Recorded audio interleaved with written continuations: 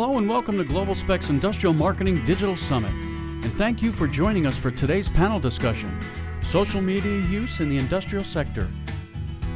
Social media has become part of the industrial marketing equation. With social media increasingly being used by your target audience, it is important to gain an understanding of the channels out there and the value it can bring to your business. Now, today's panel discussion will detail how companies in the industrial sector are using social media in their marketing efforts. Everything from developing a social media strategy to successfully using channels such as blogs and video to challenges and successes with social media programs and more. Each of our panelists will be sharing how they use social media within their organizations, followed by a question and answer session. Now, before introducing our panelists, a few housekeeping notes. We'd like to invite you to submit questions at any point during this presentation by using the Submit Question button at the base of this video console. Also, we would encourage you to click the Download PPT button so that you can follow along with your own copy of the PowerPoint slides. And now I'd like to introduce today's speakers. Our first panelist is Rick Short. As Director of Marketing Communications for Indium Corporation, Rick has conceived, managed, and evolved a corporate B2B social media program involving blogging, Facebook, Twitter, YouTube, and LinkedIn. Also joining us today is Todd Searer, Director of Product Marketing for Edmunds Optics. Todd and his team direct global product strategy, new product development, and technical marketing, which includes the creation of 50-plus technical videos each year. And our third panelist is Gary Spangler, Corporate E-Marketing Manager and leader of the Social Media Center of Excellence at DuPont. A social media expert, Gary is going to offer some insight into developing a social media strategy. Let's start with Rick, who is going to share how his company uses blogging to accomplish key marketing objectives. Rick? Before we get started, I want to mention a couple of hashtags that you might want to use during this presentation. The first one is mine, @RickShort21, and the second one is @IndiumCorp, which is used for our company. They appear on this slide and on every other slide throughout the presentation. The first thing I want to cover is, if you're like me and you're B2B and you're very industrial, I want you to quit complaining right now about the fact that nobody cares, because our customers do care. They care about what they're doing, and we're about what they're doing. So they care about us. No excuses on this one. If you want sexy, I'll give you sexy. Well, maybe not as sexy as this sports car, but I'm talking about an industrial manufacturer that was founded in a garage in 1934. A company that goes to market with materials like no-flow underfill polymers, die-attach materials, and solder fluxes. Is that sexy enough for you? Seriously, I'll tell you what's sexy. I'll tell you what's sexy to our marketing staff, our product managers, and to our customers. What's sexy is us earning trust and confidence from our customers, us developing thought leadership, and us developing a very high rate of quality lead generation. This leads to market share growth, sales growth, and profit growth. I hope I've got your attention by now.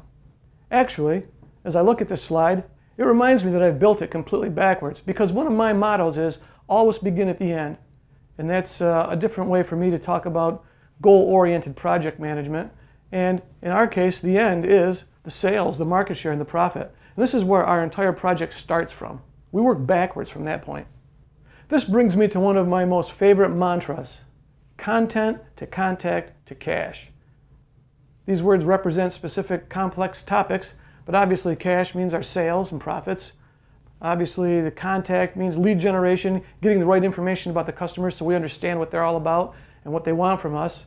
And content, that's how we describe the information that we use, that we purvey, that we put forth to attract the customers to us, to earn their trust and confidence. I think not a day goes by that I don't say content to contact to cash. So what do we do when it comes to social media? Well, of course, all the usual suspects are involved: LinkedIn, YouTube, Facebook, Twitter. But the thing I'm most excited about is our blogging. You see, we've got about a dozen bloggers and over 73 blogs. Now, I wasn't kidding when I said content to contact to cash. The blogs are one of the ways that we put forth a lot of content, but how do we drive the contact? If you notice in the previous slide, we list all of our bloggers and links to their various bits of personal information, including, like you see in this example, ways to contact them directly. But contact is so important that we don't just leave it to chance, or we don't just do it in the usual ways. As you see in this slide, we have forms that we often require our customers to fill out. Now, you know the decay rate. If you ask too many questions, they disappear. You can't ask too many things, but face it, they want some real specific technical information, and I want some real specific contact information. So I ask the minimum amount of information that I can get away with so that I get good, solid contact information. Here's an example of one of the ways that our customers are confronted with a form. This form and forms like it are used to build a database of contacts that we generate by presenting our contact online. Now that was just a form that's presented when somebody clicks on and contact the author. Now here's an example of what happens when they're on the blog site itself. More contact prompting. We ask for all sorts of information in all sorts of different ways, making it very easy for the user to get into a situation where they're prompting themselves with these forms, making it very easy for us to collect the customer's information. Now sometimes the customer wants to contact the author. Other times they want to ask some generic information or look at a knowledge base. Well, we've got a form for that. Other times they want to download a technical paper, a white paper. Well, we've got a process and a form for that. We go out of our way to make contacting us and that process generating data for us very easy and very common. And let me tell you why. When we first started blogging and getting involved in social media, we noticed that a lot of our content that we presented online generated almost no comments. Everybody wants to get comments. That's how you measure yourself, right? Well, what we quickly discovered was that comments were dangerous to our customers. They didn't want to go public with the fact that they created a problem, were facing a challenge they couldn't solve. The minute we figured that out, and the minute we put their comments or their contacting process behind the scenes, our contact rate skyrocketed. In fact, when we first purveyed this kind of process, our contact rate increased 600%. Bottom line, what we're looking for are opt-in, self-qualified, highly qualified, and urgent sales leads. I mean, who isn't, right? But the bottom line here, we set that out as our goal and worked backwards from that. We figured out why people didn't want to go public with this, why they didn't want to say certain things. Then we figured out methods to allow them to give us what we wanted in a private and secure way, and that's when we struck gold. So in conclusion, I want to make 4 points. Number 1, always begin at the end. Goal-oriented project management. And by the way, when I say have a goal, I don't mean have a goal. I mean put it in writing. Something always changes when you put that pencil to paper or when you start typing your goals down. So always have a goal, always begin at the end, and make sure that that goal is written. Number 2, have a process that you can work through from your goal right back to today. In my case, content to contact to cash. Without that goal, we could go in any different direction, lots of different places. With 700 employees, who knows where it would have ended. But with this process, it keeps everybody right on target. No mission creep. Number 3, effective metrics. What gets measured gets managed. I say that all the time. It's really important to say all the time because you got to measure things. If you can't measure it, there's no way you can tell your team that you succeeded or not. And number 4, you got to just jump out and start making it happen. You can study this forever. You can worry about all sorts of things. They'll lock you up. You got to get unlocked. You got to get moving forward. You got to start. If you don't start, you'll never finish. Thank you, Rick. Next, Todd is going to talk about incorporating video into your marketing efforts. Todd, go right ahead. Well, thank you all so much for having me present. Video should be an important part of any company's marketing strategy. It's a very simple way to speak to your customers, and when done correctly, it can provide additional reach in prospecting, information fulfillment during the buying cycle, and can scale your post-sale support capabilities. Video sharing has become so ubiquitous that it's easy to forget that it's actually part of social media. However, video should be one of the first strategies you consider since it's so close to traditional marketing channels and since video can be shared so easily across every new social channel that I think's out there. Now, given the rapid expansion of social channels for sharing content and interacting with customers, a common trap businesses fall into is working from the channel inwards. What's our mobile strategy? What's our Facebook strategy? What's our Twitter strategy? You wouldn't say that about traditional channels. Advertising, trade show, PR, editorial, these all exist to help you get your message out to customers and prospects. Video and the rest of social media ought to function in the same way. Each new social channel doesn't result in a whole new set of customers. It results in a new way to interact with the same population you've been addressing with your products and services. Where social differs, and this is very important, is that now customers and prospects can talk back to you and about you, and they expect you to reply. Don't let the multitude of channels get in the way of the fact that all they do is provide a variety of options to interact with customers and prospects in the ways that make the most sense to them. Now, if you're just beginning to consider social channels, or if you started from the channels inward and now find yourself feeling out of control, I would consider the hub and spoke model of content strategy. This allows you to come up with key content once and repackage it to fit the different traditional and social channels you use to spread information. Again, this is no different than what good marketers know from dealing with traditional channels. If I can get you to leave this event with one thing burned in your mind, it's this. Before even thinking about the words Facebook or Twitter, start with your message. What makes your product or service better than the competition? What key information do prospects and return buyers need to consider in order to make a buying cycle easier? Once they purchase your product, what help do they need to be successful? If you can't clearly address those questions, it does not matter what you do next, you won't be successful. Once you have a clear idea of what you want to say and a knowledge about what kinds of social channels your customers and prospects use, you'll then be in a position to genuinely interact and provide them with valuable information that they'll find worth their time, and thereby spend more of their time and money with you. If you're serious about getting this right, buy a copy of Groundswell by Charlene Lee and Josh Burnoff. The methodology and case studies inside focus on putting people and real dialogue first and is really the gold standard for how to get social right. Okay, enough about general social media, let's talk video. With a message and content strategy in place, video content should be a foundational part of sharing your message. Video can extend your marketing, sales, and support reach at each stage of the buying cycle. At the prospecting end of the funnel, you can create engaging content about your brand and products. This can be a highly technical demo that clearly demonstrates a primary use case, or you can try to do something funny, but be careful. We didn't get into engineering and technology based on our senses of humor. Now, I ignored the don't try to be funny advice at a previous company and accidentally created a fairly popular viral video series called An Engineering Mind. I never once plugged a single product and instead focused on capturing the trials and tribulations that we engineers face every day, and went a long way to help us build credibility and a good relationship with our long-term customers. Here at Edmund Optics, we created a Rube Goldberg device last Christmas, and the resultant video was the most popular video we've ever produced here at Edmund Optics, and even spent some time on YouTube's top trending viral videos.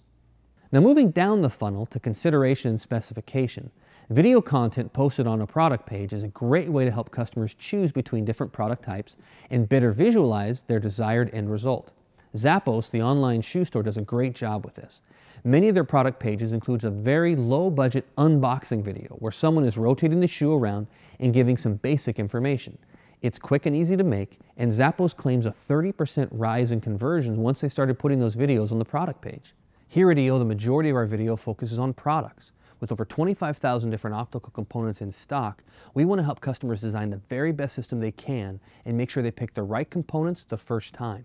To that end, we've produced over 50 different product videos with topics ranging from system design best practices, how-to specification tutorials, and new product spotlights.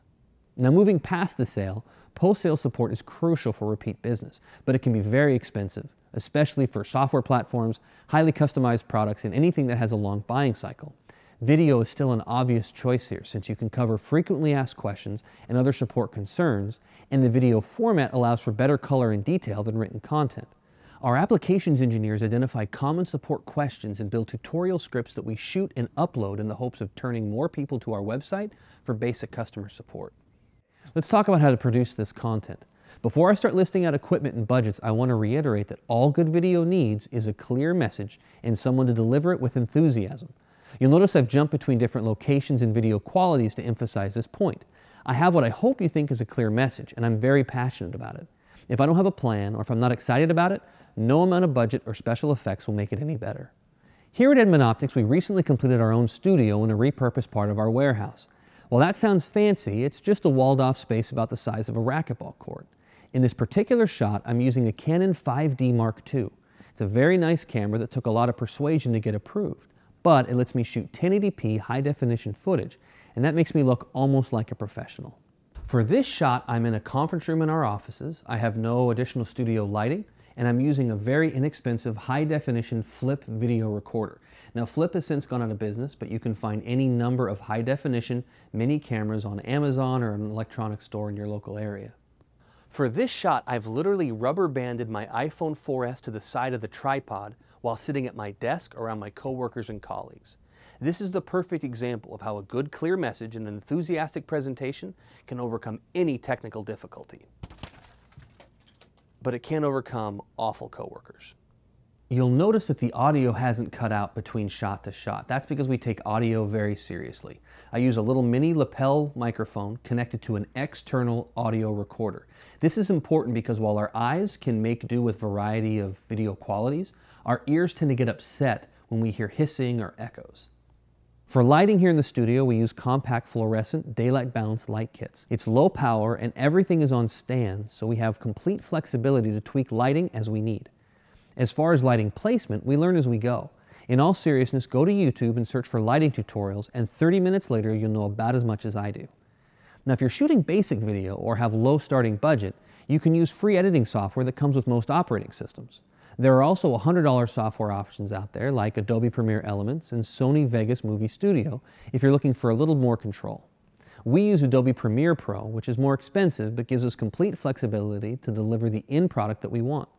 Once again, before you spend money on professional training, spend 30 minutes on YouTube and get 70% of the basics you'll need to put together a video. Also, don't be afraid to copy formats and styles you like in other videos. As they say in Hollywood, copying is the highest form of flattery, and there's a reason most TV shows and movies are formatted and look about the same. Now let's talk about time. Video can be very time-consuming, especially if you don't plan ahead of time. Make sure to have a full script, or at least a detailed outline, and a clear picture of any additional footage you want in order to get your point across. Shots of the product in use or cutaways to a second angle make for an easier video to watch, but they do take more time. I typically plan to spend 1 hour producing for every 1 minute of final video you see.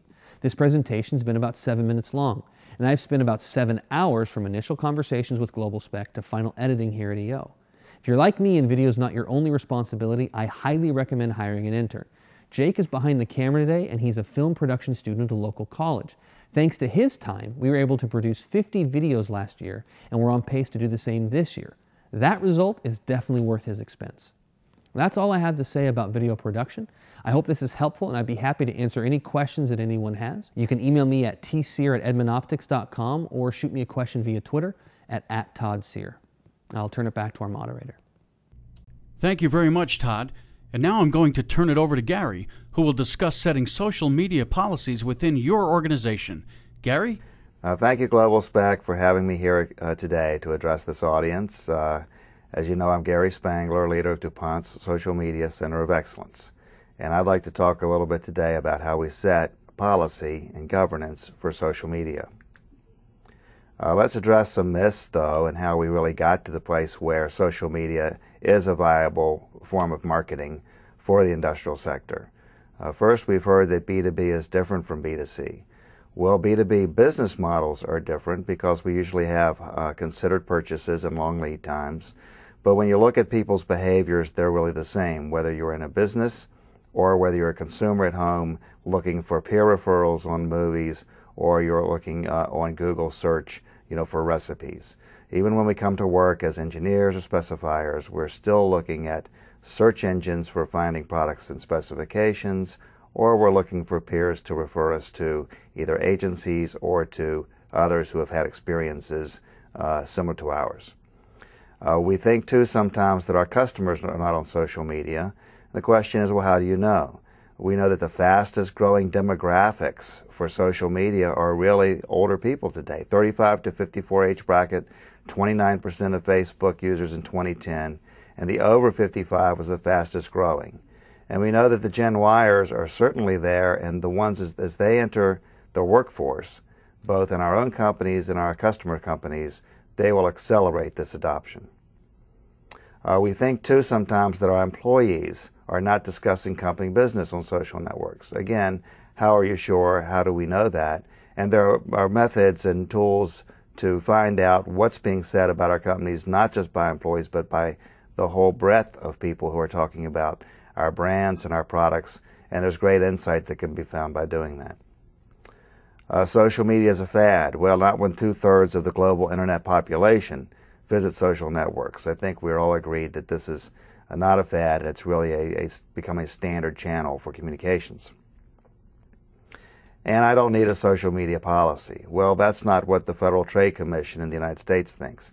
All companies today really are encouraged to have a social media policy, and this not only protects the company, but also protects the employees because it gives them the right kind of guidance as to how to enter into social media, engage in social media properly.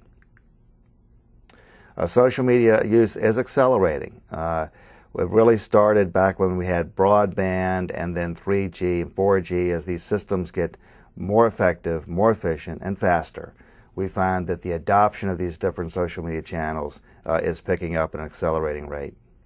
Smartphones really are not phones. They're portable personal computers. Calling someone is only the third most popular use of a smartphone.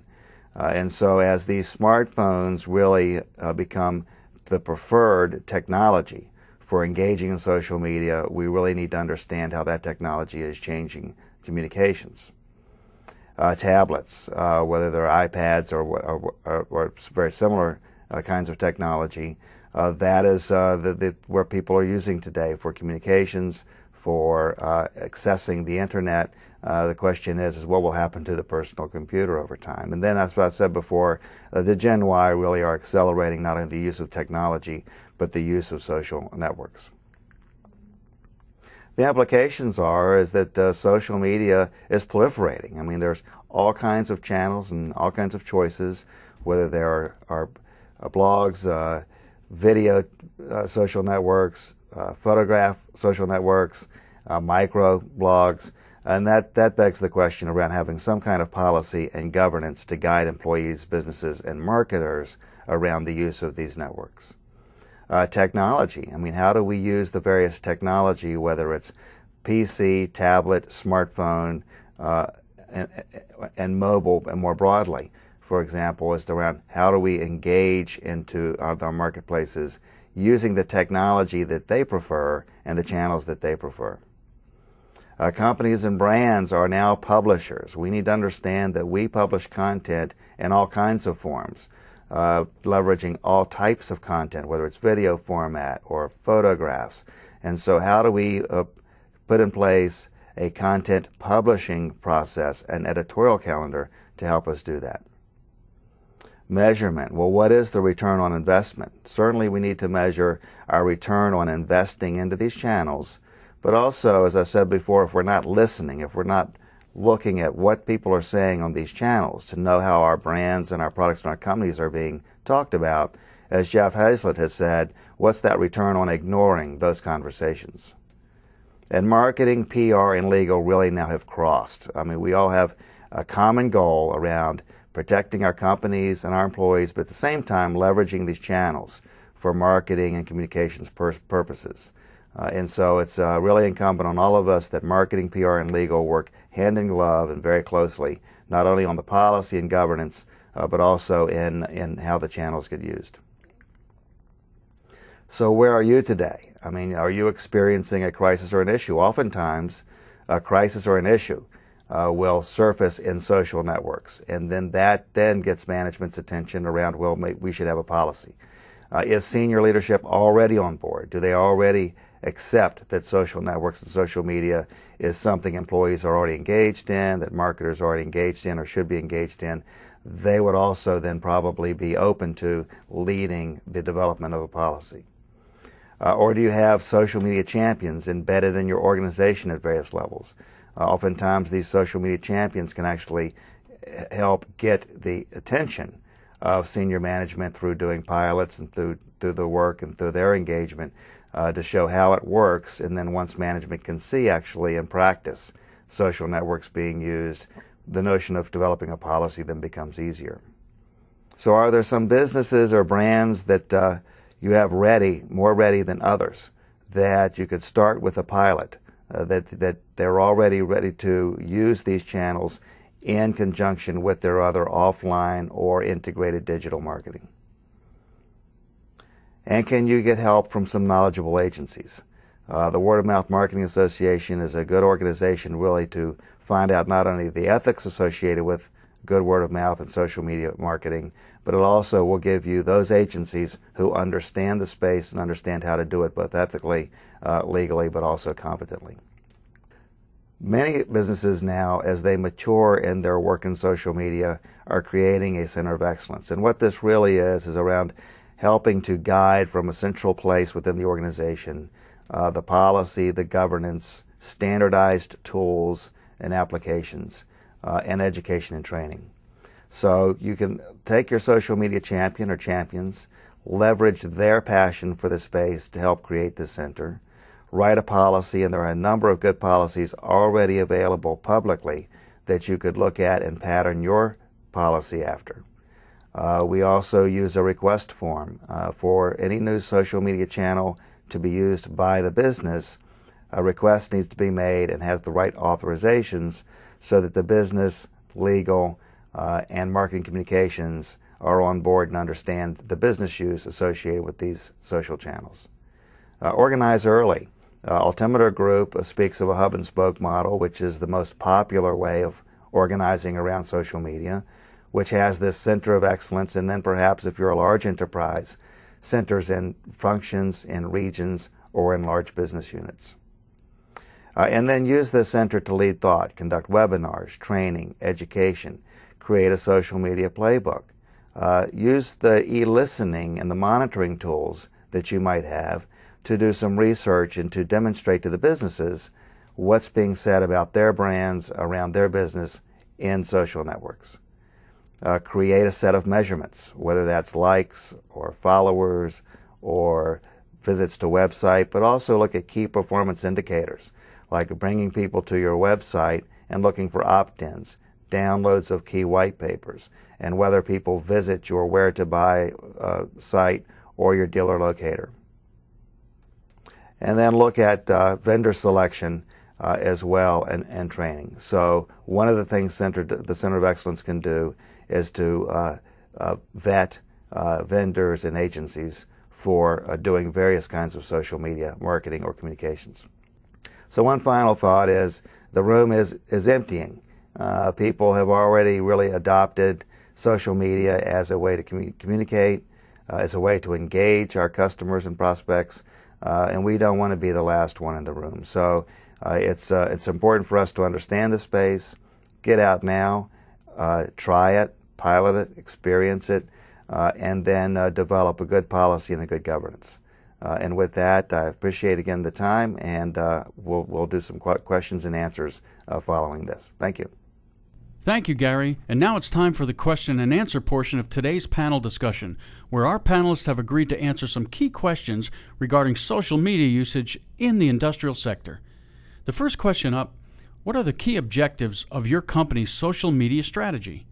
Well, of course, we're in business to make sales, but in the relay race of business, my role as Marketing Communications Director is to generate highly qualified sales leads. So my process really involves two key deliverables: establishing thought leadership and creating lead generation.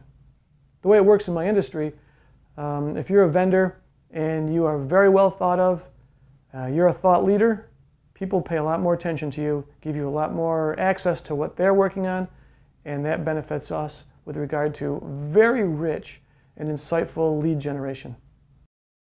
Our biggest objective is to connect with our customers wherever they happen to be. In our industry, with a lot of engineers and scientists involved, we don't see a lot of social activity. We're ready when they do. We engage with people when they ask us questions on Facebook or send us something to our Twitter account.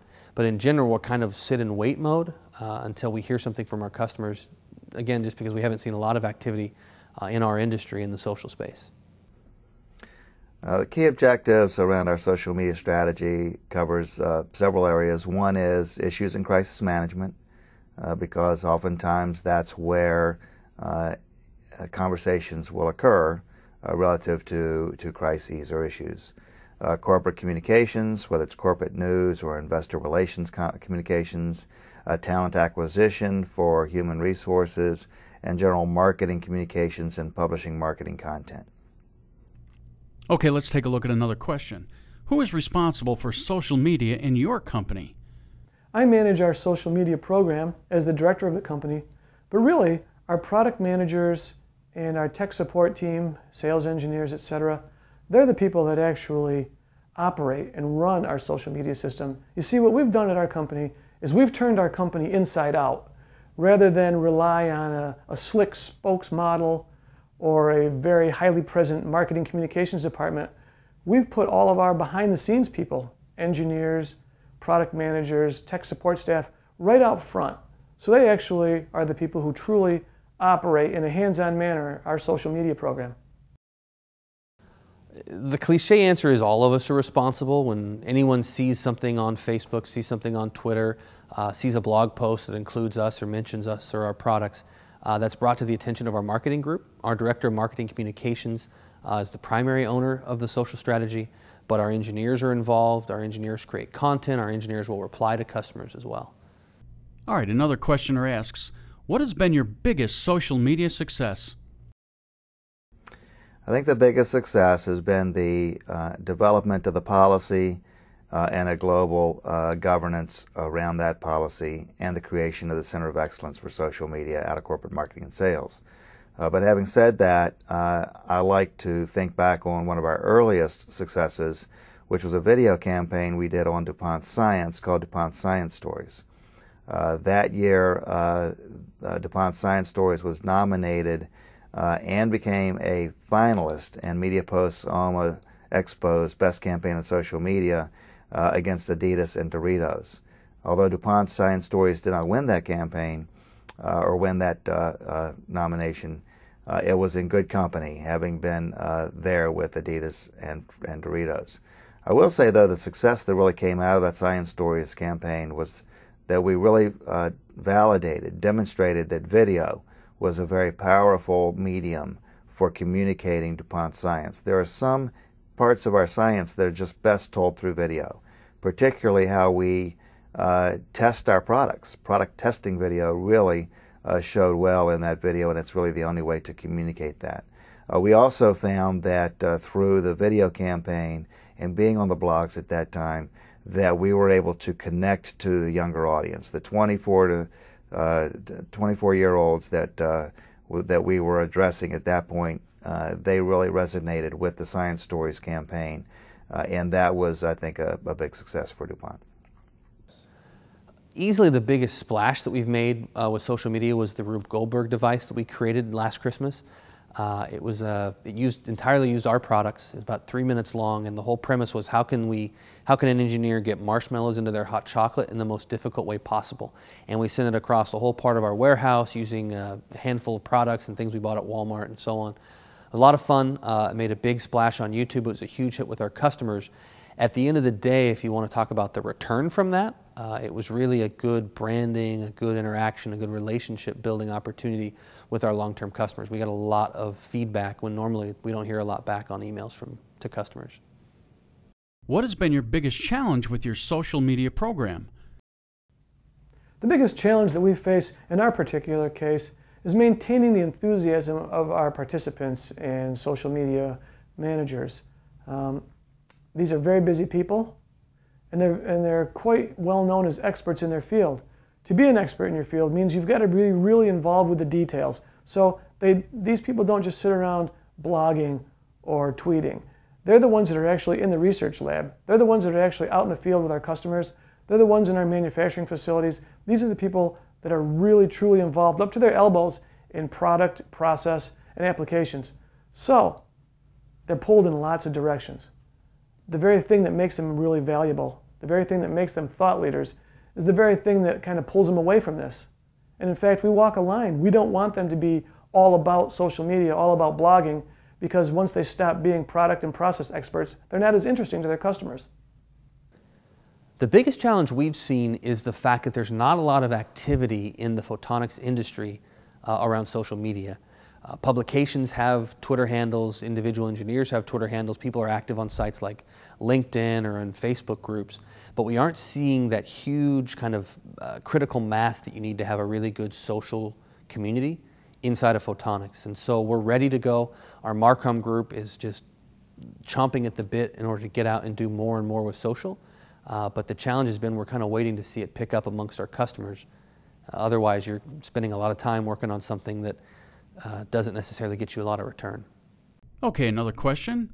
How does social media fit into your overall marketing strategy? That's a great question. You know, a lot of people get enamored or in love with social media or with a particular form of social media. Let's say blogging. All of a sudden, they're all about blogging. I look at the social media platforms as simple tools. When I go to the store and buy a screwdriver, I don't build a monument to it at my home. I don't walk around all day with a screwdriver in my hand. I just put it in my toolbox. And when I have a need for it, I go to it, I get it, I use it, and I put it back. I'm not really about the screwdriver. I'm about having a well-decorated house or a well-put-together electrical system in my house. It's the same with social media tools. We don't exist to purvey social media. We exist to manufacture our products, satisfy our customers, sell a lot of stuff, and stay in business. So they're just tools. Social media is one aspect of marketing. It complements both online and offline. It's an integral part of our digital marketing overall, whether it's email, website development. So social media is really now a key adjunct, if you will, to our overall marketing. Has social media replaced any of your digital marketing efforts? What other digital media channels do you utilize? Well, for us, the web is huge. We use web marketing, banner advertising, an editorial and content strategy in different publications. We see a huge opportunity there still. I mean, digital is such a big word. What we see social doing is amplifying stuff that we're already doing. If I come out with a white paper, I need to promote that on Twitter. I need to promote that on Facebook. I need to maybe make a video, a short case study, or a short synopsis of the white paper on YouTube and be able to basically repackage that same basic content across the different channels. Well, in addition to social media, digital channels are website development, the use of microsites when needed, email marketing, paid search, search engine optimization. All of these are still very key. But really what ties it all together is this whole notion of content marketing. And really, all of us, I think, really need to understand the importance of addressing content in its various forms and the frequency and the audience, because the content is what drives really the marketing message across all these channels. What goals are social media best at accomplishing? Social media, I think, is what it's best at accomplishing, increasing, a company or brand's share of voice. It helps be at those places where people are talking about our products and our services. Increasingly, if people or audiences are more on social media, if we're not there, then our messages are missed, right? So the goal is really around communications, but being in the channels at the time and engaging in those conversations in order for people to get a better sense of who we are as a company and what our products can do for them. All right, we've got time for a few more. How do you measure social media effectiveness? That is a really tough question. It's hard to measure ROI for social. The good news is once it's implemented, it should take very little time to monitor and take care of. If you can't track direct correlation from somebody visiting you on a Facebook page to jumping to your site to buying a product, and that's very hard to do. And for a lot of B2B companies and heavily technical products, it's almost non-existent to do that. The real thing to consider is how do you minimize the time you spend, but maximize the amount of reach and contact and interaction you have with your customers. Well, there are standard measures, whether it's likes or followers, but I also think that there are key performance indicators. Oftentimes there will be a URL that will invite people to our website. There I think we need to be measuring things like opt-ins, form completion, survey completions, visits to our dealer locators. So those are all very important I think, measures that get closer to the actual buy signal. And this attendee would like to know, what words of advice would you give to a marketer looking to take their social media initiatives to the next level? Well, I'd keep my advice real simple.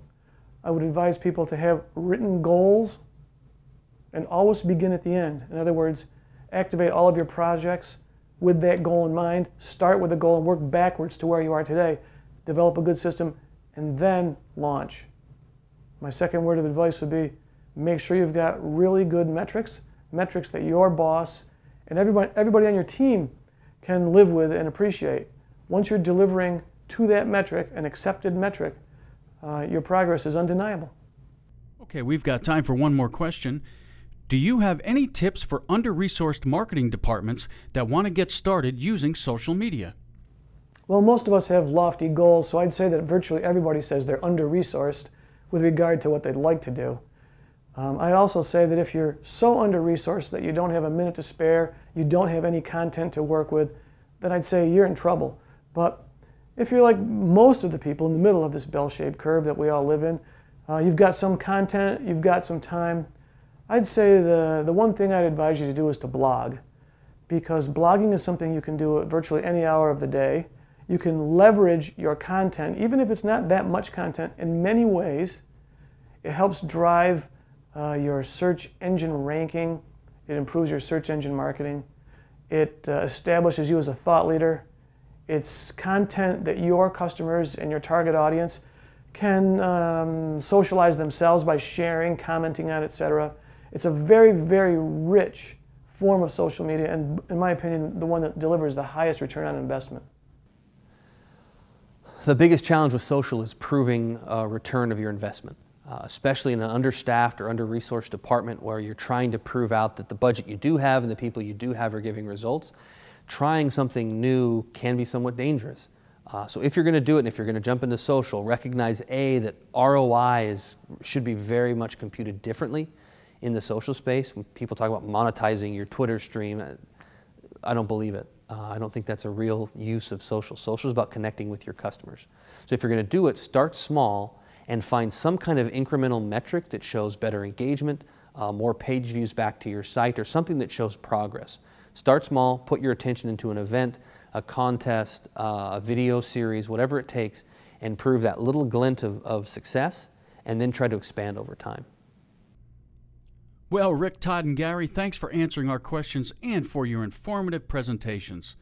Now, before moving on to explore the exhibit hall of this event, please take a moment to click the Take Survey button and give us your feedback on today's presentation. And we would like to invite you to join us in the networking lounge to continue the social media conversation. Thanks for spending some time with us, and we'll see you back here in the conference center a little later on.